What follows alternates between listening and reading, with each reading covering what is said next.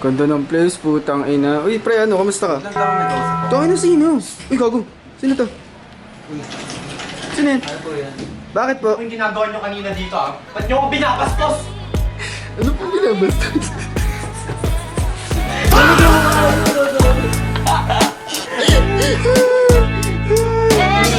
Ano yung ginagawa nyo dito kanina? Nagiginig pa yung boses. May picture na tayo. Uy, naman. Uy, go. Yung na-jailed, paubos na kape ko. Ano na pang picture, mga... Wait lang. Horse! Uy, go. Kita ko kanina. Bakit ba? Saan yung ano? Tama. Horse! May ako pa. Kita ko kanina. Joe, binabasta! Boss, kamusta ka, boss? So, ano ba sa kape mo? Boss na. Gusto mo sa akin, go. Hoy! Uy! Ang na-jailed, ganda ng ambas. Mga picture. Tayo tayo. Horse! Uy! Bakit? Kailan tayo natuto mang bastos? Hindi naman sa ganun yan. Sa labas kayo, binabastos mo ako! Bastos ka!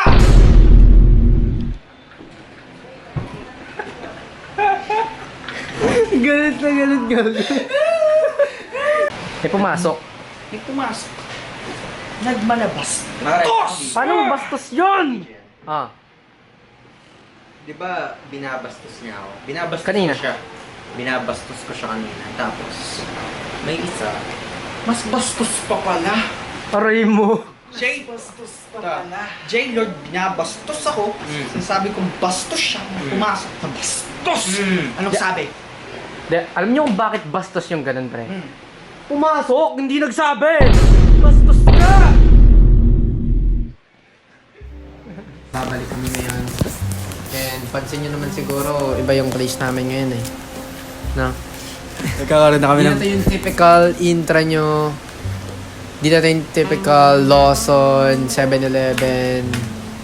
Basta, iba na to ngayon. And first time na ba natin dito? First time. First time na namin dito ngayon. First time yung drinks. Although malapit lang to sa school ni Richie, J-Lord, and yung mga iba namin tropa. Pero hindi niya pa napuntahan to. Hindi pa. So ngayon lang talaga, and ang pangalan nung ano? Nung Uno. Uno Cafe talaga? Uno. So yeah, yung cafe. I think yung ano, Coincidentally, wala yung tropa naming isa, si Uno. So, ito siya. Nagko-compliment yung kape, or yung coffee shop, yung pangalan ng coffee shop sa pangalan niya. So, although malapit yung school dito nila Richie, J-Lord, walking distance lang talaga. Pero di pa nila napupuntahan. Ako din kasi malayo ako dito. And the reason din na naghanap kami ng bago, kasi nga nakakaumay na eh. Wala kaming, I mean, kahit pa ulit-ulit nun na intra kami, ayaw namin intra. Doon pa rin bagsak namin. Eh ngayon, di ba na ngayon? Kasi naman, may nahanap tayong malapit. Una namin pinano Makati, pero hindi na tuloy. Tanginan layo nun eh. talaga nun, gago. Kasi ito din. Possible naman yun. Pero, sabi ko nga, di ba may pasok ako? Which is 5 to 7. Eh, di din naman natuloy ngayon. So, hindi na talaga. Pero kung possible ba yun, makamakati tayo. Possible kung maaga. Pero ang layo. Dapat din maaga uwi. Ito mag-explain ako. So, ito ang nangyari within the past few months kung sobrang tagal kasi namin hindi nag-upload eh.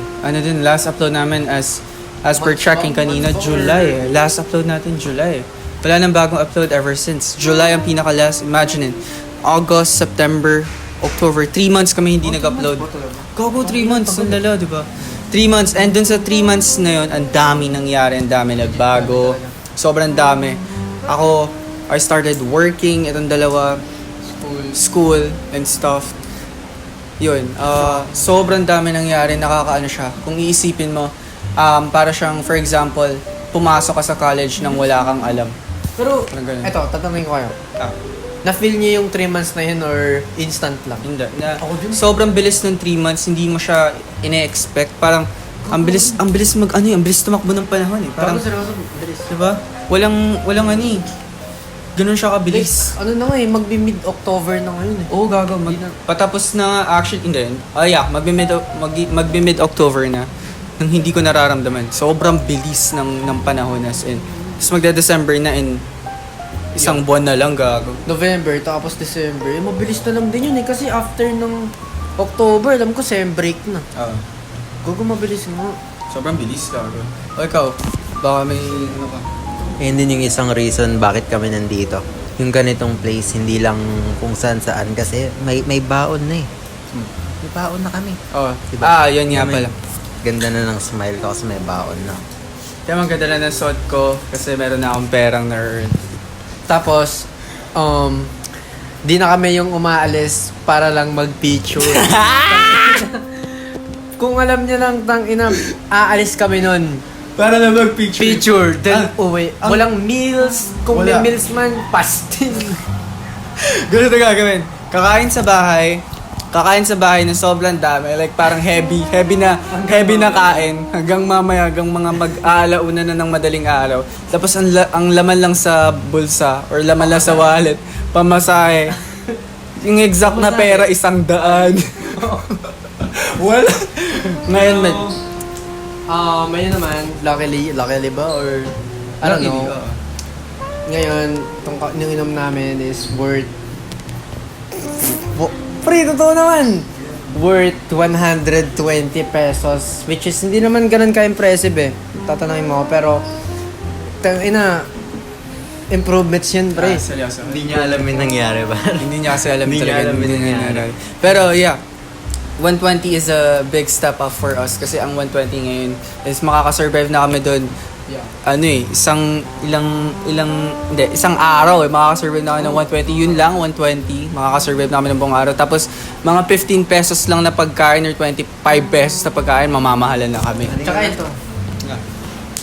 120 pesos. Pag tayo dati yan, pre, 120 pesos, tong ina, wag na, pamasahe na yun, tsaka pambili na ng ganun, may isip natin. Sinabi kanina ni Hachi kasi wala akong naintindihan eh. Sabi niya kasi, like, the improvements na parang naano natin. Kasi may nangyari na hindi mo nakita. Oo. So, regarding about dun sa last video, kasi na-mention namin na iinom kami ng Monster. Which is, bigil talaga. Like, wait lang, papakita ko sa amin. Kung di nahanap kayong idea sa Monster, ito yung logo niya. Ano yan? Inumin siya. Pero bonnet yan, example lang yun. Saan mo nakuha yung Sa gano'n? akin po na ito, di ko sinusuot. Basta yan yung Monster na inumin lang ang idea. Inumin namin yan.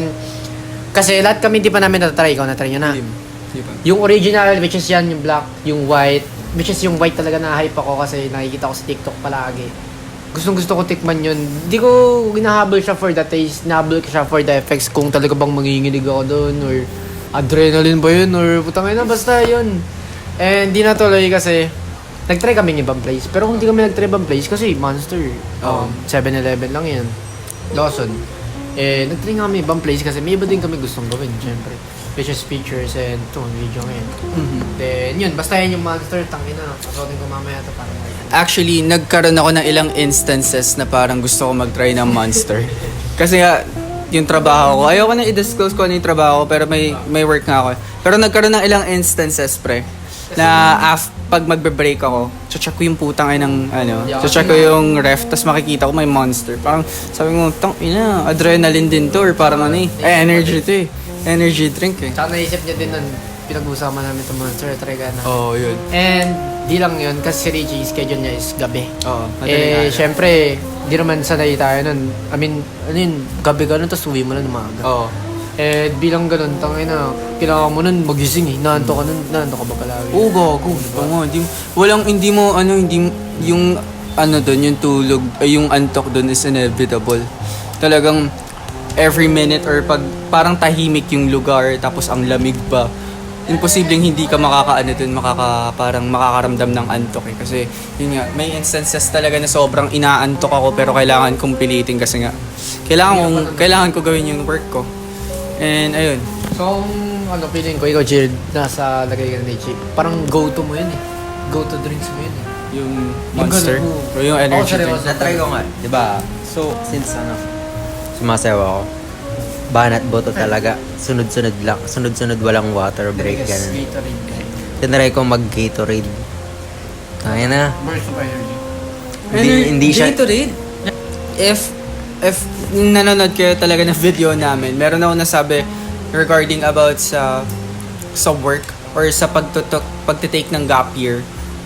May nasabi ako na parang I disagree kasi nga it will be a waste of time for you to mag-take lang ng gap year. Parang yun nga, nagsasayang ka lang ng ng tao, nagsasayang ka lang ng oras pag nag-took ka ng gap year. Pero, Disagree ako dun, pre, And nakakatawa na ako sa tayong tatlo na nag-uusap ng mga time na yun, na ako na pa nagdi-disagree. Ako pa talaga ang nag-took ng gap year para hindi tumuloy sa college. For this year lang, guys, hindi naman ako completely mag-i-stop ano lang, for school. 1 year lang. 1 year lang talaga.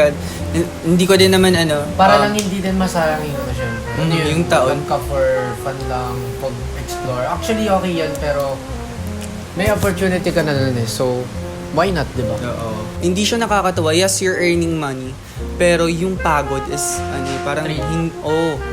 trade siya. At the same time, parang yung pagod mo na nakukonsume mentally is hindi enough yung sahod na nakukuha mo. Parang, tangay na ito lang yung nakukuha kong sahod for kapalit ng mental ko. Physical, Oo. fatigue. Yung mga Oo, kasi, sa tulog. oo, yun nga, kulang sa Pagbago tulog. ng sleep pattern. Lahat, pre, Hindi lahat. siya yung typically na pagpapasok ka sa school, hindi ko ganyan to assignment. Tapos hindi pa set or parang nakaano lang yung schedule ko. Every week nag-iiba. Let's say for example, today, Monday yung off ko. Tapos next week magiging Wednesday na yung off ko, ganun. Basically static. Static siya. Hindi siya pero yun nga. Pero I'm still thankful na tinake ko tong gap year kasi nga, yun nga, ang dami kong natutunan, ang dami kong Tsaka nalaman. madami ka na-experience na Ang dami kong na-realize dito sa, kahit wala pa sa most important yan, Chick. Work experience. work experience actually. Talaga. Kasi I won't be, hindi na ako parang maku-culture shock pag, if ever na dumating yung panahon na nag-graduate na ako sa college, then I started working. I won't be, culture shocked by the, May by the experience culture ka of the, socially sa mga workers. ganun. Pero di lang din yan, Chi. Ano ka din eh. Like, may ka na. PhilHealth card, something like that. Lahat ID. ng, so hindi na ako mahihirapan if ever na magtatrabaho ulit ako. Hindi na ako mahihirapan kasi nga I do have PhilHealth card. Lahat ng mga requirements na kailangan para makapag-apply sa trabaho, meron na ako. So it won't be a hassle. Parang mag-a-apply na lang ako and then if nakapasa ako or na hire ako, edi ayun na, I will be Hindi na hassle. Hindi na hassle. And di lang yun nga, may work experience ko. Maganda yun. That's why, din, alam nyo yun, good siya, sabihin yung bad, pero overall good din talaga siya. I mean, hindi ko masabing good lang or bad lang, pero neutral siya. Kasi may trade-off din. Oh, correct. And yun nga, pre. Kesa naman kasing ititake kong, kasi ang nangyari dyan is, yung course na dapat ititake ko is naubusan ako ng slot. And sinabi sa akin ng school ko na ina-applyan is meron silang ibibigay sa akin na ibang course which is aligned pa rin naman dun sa course ko. Pero the thing is, yung shifting process doon sa course na gusto ko is hindi siya guaranteed. So why would I risk something na hindi guaranteed sa akin na makakapag-shift ako next year? So, yun nga, it took some balls, like sobrang laking balls to do something like this. Kasi, kasi ang sinasabi sa akin ng mga katrabaho ko, ang mga katrabaho ko is nasa 20s, 30s na eh. Sinasabi nila na sobrang tapang ko daw kasi nga at age of 18 kaka-turn lang as like a young adult. Freshman pa tayo kung baga. Fresh pa tayo sa adult life, adulting. Parang sobrang ballsy ko nga daw, kumbaga. Parang sobrang ballsy na mag-take ako ng decision na magtrabaho. Which is, at some point, tinitake ko siya as like parang compliment sa akin na parang yung tapang. Parang ako din, hindi ako makapaniwala na nagtatrabaho ngayon. Ano yun eh, like at age 18, gusto mo na mag-experience, gusto mo na magtrabaho. Kasi sabi nila sa akin nung mga ka-workmate ko, at age of 18, pre, wala silang gustong gawin kundi tumungangala sa bahay. At sabi nila, ang ballsy ko daw para, or ang tapang ko daw para magtrabaho sa ganitong edad. Which is, I agree at some point, pero ayun nga, I'm glad. Baka kasi ng goals din yun. Yun, kasi Like, kung paano yung vision mo sa paano mo ano ba yun, gagawin yung buhay mo ganun, kung mas gusto mo namang chill muna at this age, and pagdating ng panahon, tsaka ka ready maghirap kanyan, or maghihirap ka na ngayon, kumbaga, pagdating sa future, di ka na masyado, hirap. Kumbaga, may idea ka na. And pag nakapasok ka sa Pag nakapasok ka sa workplace, pag may mga ka-workmates ka na dun, sobrang dami mong malalaman na perspective sa iba't ibang tao. Ang dami mong may isip na paano nila nakakaya yung ganito, paano sila nag-end up sa ganitong lugar. Ang dami, pre. Ang daming question. Para, na culture shock ako since this is my first job ever. Tapos sobrang pa nung first job ko. Tapos, ayun. Yeah, madami ka talaga marirealize. So, if meron kayong gustong gawin, don't stop, pre. Ayun lang masasuggest ko. If meron kayong gustong gawin and alam nyo namang gusto nyo gawin yun, don't stop, pre. May talagang kaya yung gawin kayo pa pala. And take the chance, yun nga. Don't stop and take the chance kasi who knows, pre. Sabi nga nila, YOLO, you only live once. So, took the risk, fight for it kung kailangan, and kung mag-fail man, at least learn some lesson from it. Kasi imposibleng wala ka naman malalaman lesson.